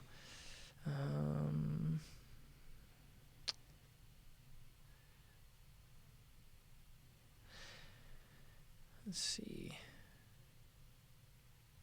What type of off-bike training do you recommend during a build phase? We've talked about that strength training, Darren, quite a lot, but the build phase is kind of a complicated time to be working on building something else, because usually it's really pushing you to ideally your by limits. the time you're into the build phase, you've shifted into strength maintenance. So basically you've incurred all the strength gains that you're targeting for that season. Yeah. And now it's just about hanging on to it while you dedicate the bulk of your physical resources to getting stronger on the bike. During my last build phase, I looked at stairs with fright. So I was not looking to build training. I was not looking to gain any extra. I was like, it's okay, and if there's a wheelchair around, I'll take that too. So Brandon asks a good question. He says, power profile. My 60-minute power from a race was only 75% of my best 20-minute power, FTP on trainer, a real limiter. I train 8 hours a week with 3 hours structured. My FTP watts per kilo is 4.2, so I'm not totally untrained. What should I do in 2018 to close the 20-minute to 1 hour gap? Like he wants to hold a higher percent of his FTP for 60 minutes. Muscle endurance. Yeah. I mean, it's basically sweet spot and lower end threshold work and over-unders and the stuff that basically holds you at that high power output, that high percentage of threshold, close to threshold for long durations. I'd be willing to bet, maybe you don't have an accurate measure of your what. He didn't say the numbers, but he's at 4.2 watts per kilo. But whatever that 1 hour power was might not reflect all that well what you could do for a solid hour. I was going to say that too, because he said it was during a race. Yeah. And unless it's like a 60-minute hill climb, where it's kind of steady pacing, it's going to be really hard to get that average power. Like it won't be. I mean, you can look at normalized power in that case. You could look at normalized power and that could be closer, but in fact, that's what I do first. Make sure that still shows that same discrepancy. Sorry.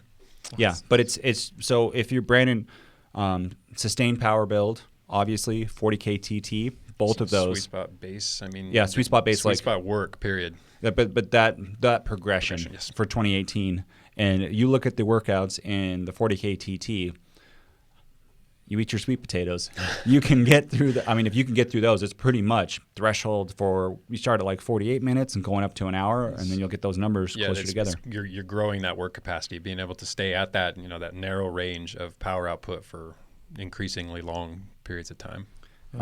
Kathy asked, I'm glad you guys covered more nutrition topics. Just curious if any of you eat Greek yogurt regularly. I like... the kind of yogurt I really like recently is skyr yogurt. It's like an Icelandic yogurt. Yeah. Siggy's has it. I just like the taste, and I do the non-fat version of that. Yeah. It's kind of like thicker like Greek, Yeah. but they have a milk fat version and a non-fat version. I like the taste of the non-fat more. Yeah. That's one of my favorites now. Those little Noosa yogurts. Pretty sure that's Greek yogurt. Noosa's tasty. I eat those every couple of days. I I don't love believe them. Noosa is Lots Greek. of sugar. Yeah. Lots of sugar. But, It would make sense if it was Greek, but yeah, I used to eat a good amount of Greek yogurt, but and I was pushed that direction because of lactose intolerance. But no, I cut it out because I like what we were talking about earlier. I recognized the fact that in the end it wasn't like it was something that I was having almost as a comfort food, which it's not that like I cut it out forever, but it just wasn't something that I was actually needed. I was getting enough nutrition elsewhere. So Brian asks, what's the best way to adapt to efforts above 95 to 100% while trying to stay in error bars on a TT bike?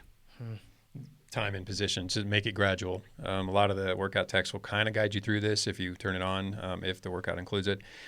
But basically, if you can, you have a 10-minute interval and you can spend a minute aero and then sit up for a minute, just keep on repeating that. Over time, that'll become 90 seconds, 2 minutes. Before you know it, you'll be doing full 10-minute intervals in position, but it has to be incremental.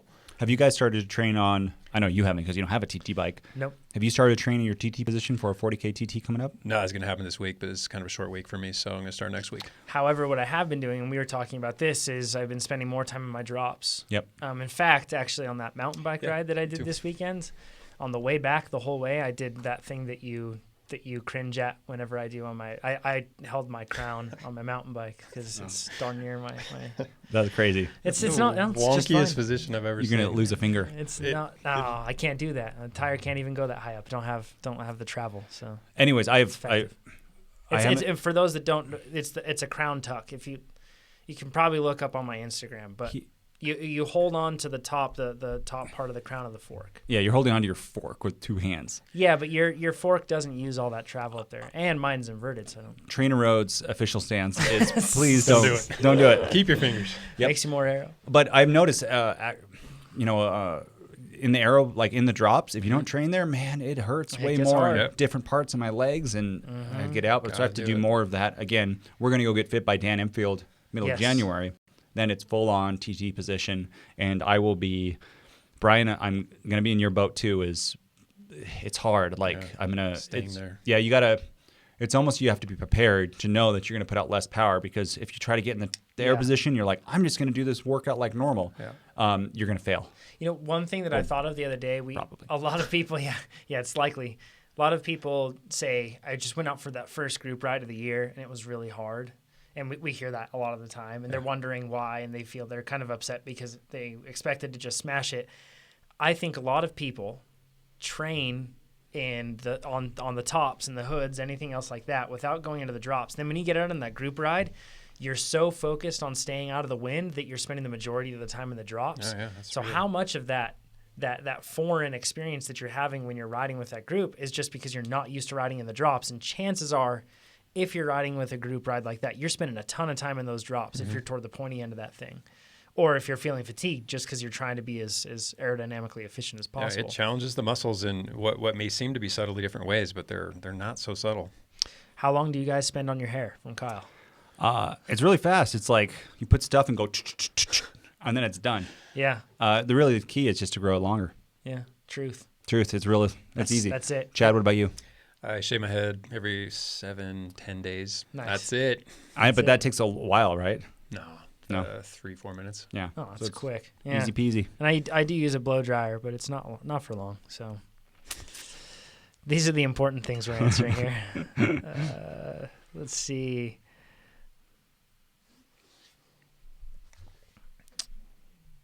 What's the difference between the 20-minute FTP test and the 8-minute FTP test? Well, I mean, there are plenty of differences. Obviously, the first one is that there's 2 8-minute intervals, and you're going to ride them paced, those 8-minute intervals. You're going to be pacing at a higher intensity than you would for the 20. We try to account for any anaerobic contribution that you would have with clearing efforts beforehand, and then it's also reduced by a greater percentage. What the important thing with testing, regardless of what format you're using, is that you're consistent with it to get comparable results. Yeah. The 8-minute test, a lot of people find the shorter durations a little more palatable, a little less intimidating. The fact is you could get away with one 8-minute test and get a pretty, depending on how you go about it, but you get a pretty good estimate of your FTP power.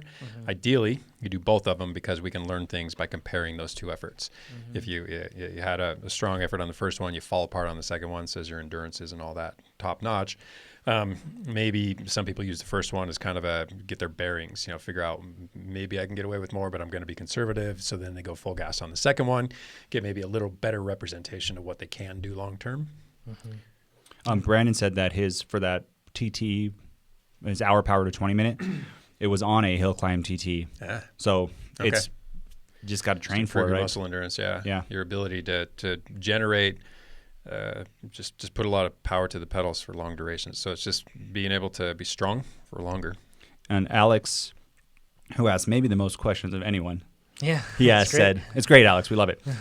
So if I understand right, I can do some VO2 max during base training, specifically if I'm doing traditional base instead of sweet spot base. Absolutely. Yeah. Yeah. In fact, Totally. That's an awesome combination. That veers toward the whole polarized approach. And call it whatever you want. The fact is, you're stressing your body adequately, and then you're doing low intensity stuff, which has a big aerobic benefit, especially when they're longer rides, and then stressing your body adequately again, and it's this nice ebb and flow. Yeah. Andrew says, a question regarding substituting a workout like Borestone +3 for a ride, or for a road ride, meaning outside. If the head unit on my bike gives live TSS and IF, how can I use these metrics rather than the 1.5 times the planned workout time to determine if I've done enough on the road? I honestly, sure, you can try to match the TSS and IF, but remember, not all TSS is created equal. If possible, you try to replicate that workout outside. It can be more complex with difficult workouts. I think that the other thing, too, that I've found... Borestone's steady state, though, so it's applicable. Yeah. What I've found is that a lot of the time when you're outside, your rest intervals, like outside trainer people that train outside, their rest intervals get a little stretched. And I seriously feel like one of the biggest things, even if it's psychologically, like a benefit that I get with my training, is that I cannot stretch that rest interval. I hold myself to that because in the type of racing that I do, really what determines success a lot of the time is your ability to punch and punch and punch again. That's when you get more specialized. So that's when those rest intervals really start playing a major part. Up until that, especially in base, but even in build, the rest intervals, if you can drag them out a bit, if you have the time, the luxury of added time, it's not the worst thing. It won't necessarily change. It might not affect the workout at all. Might actually lead to higher quality intervals. So there is a time where that extra rest is of benefit. But if you're trying to prep for actual race demands where recovery is few and far between, or recovery valleys are few and far between, then don't stretch those valleys. And Borestone is it's like Baxter. It's an aerobic ride. Yep. So +3 though, I think pushes it up into like tempo-ish, maybe higher. Either way, it's steady state. Yeah. So you could do maybe a range of I'm going to stay between 220 and 250, and I'm going to look at my TSS. And then at the end, I'm gonna ride until I get this much TSS. Or maybe halfway out, I get half the TSS, and I ride back. Yeah.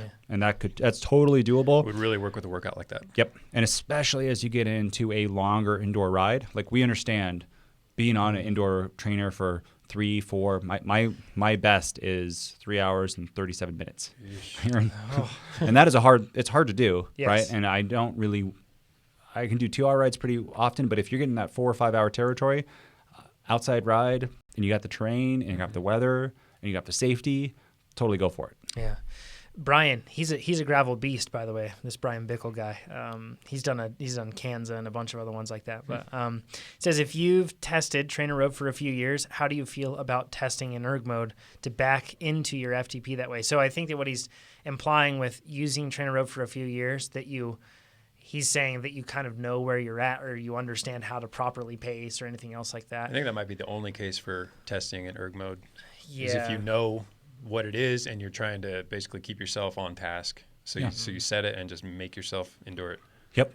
So like you might think you're at 280, right? So then you adjust your target wattage to be whatever, if you're doing the 20-minute test, it'd be 0.95 of that. So you'd go above 280, whatever that is, 5% higher, and then you would just lock in there. The only thing you might under test, but I think you're probably okay, right. Especially if you're a very, like you said, accomplished gravel racer. Yeah, the more experienced you become, the more liberties you can take like that. The one thing that I could say, and I can understand why you'd want to do this, is because some smart trainers, when you put them over into standard mode or resistance mode, just behave somewhat strangely in terms of fluctuations in cadence or force or anything else. When it's outside of erg mode, they can react strangely. So I could understand why somebody might want to do that, is because they might feel like that feeling they have from the trainer when they are doing that testing interval might not be exactly what they want. So, but yeah, it's tricky though, because it's pretty rare that my mind is perfectly matched my body's capabilities when I go into an effort like that for pacing. So that can be a little tricky. Mike's got a question, and I don't know the answer off the top of my head, but any tips for a nutrition strategy riding a 24-hour mountain bike race as a pair in a relay, riding alternative laps, 50 minutes on, 50 minutes off? What would be the optimum intensity % of LTHR to maximize performance over the 24 hours? Great podcast as usual. I'm going to say one, don't use heart rate. Yeah, don't you watch that especially video a 24-hour race. You're going to be gonna, accruing fatigue, and it's going to be throwing everything off. It's going to be all over the place. But for nutrition, if he's got 50 minutes on, 50 minutes off, 24 hours, I'm thinking, just off the top of my head, what I would do is I would do like normal food, and then I would have the intensity, because you're racing for pretty much 12, 15-minute sessions. Yeah. They can't all be intense, right? No. So I would be eating like that sweet potato thing, and things that are like, I'd be planning for the 24 hours rather than just sugar on each break, because I think I would get buzzing, and I'd have like a blood sugar crash, and I couldn't sustain it for. With the intensity being what it will be for something like that, where you have to repeat basically hour-long efforts, 12 in a row. Oof. I think you could do all your eating off the bike and just ride. This is coming from a person that's only done one 24-hour race, me in this situation, so I could be off. But 50 minutes on, 50 minutes off sounds rough. I would try to, if you can, in any situation, maybe toward the evening, box that so that, whether you change the order really quick or something like that, or somebody does 2 laps, unless it's required that you do that, just to give yourself maybe a little bit more than just 1-to-1. I actually think I'd prefer that 50 on, 50 off. Might be. Yeah. Depends. So I guess. See what works for you. Tulio says, what do you think about performing a 20-minute FTP test on a long, steep climb? Will it be more representative of the real FTP value? No, it's kind of chasing up the wrong vein there. Whatever allows you, ideally, the problem that you get with an FTP test outside or any testing effort like that is that you get variables that could be thrown in that what you wouldn't otherwise have when you can control the circumstances like you have inside. But that said, if you really struggle, and you're not familiar with indoor training, you don't have a good fan, that sort of a thing, you don't have those sort of things, and you could see something that might not reflect your full exploitation of I think, though, if you wanted to assess outdoors, doing it on a gradual climb like that would be the way to do it. If it were a steady climb and you can keep the grade low, I don't want anything pushing 6, 7, 8%, where you really have to muscle the gears. But if you can find like a 3-4% sort of rise and just stick with that for the full 20 minutes, I think you could do a lot worse. Hopefully it's not windy. Hopefully you don't have interruptions. Yeah. Remy asks, would training for an Olympic or 70.3 triathlon have the same structure as training a cyclist does for a TT?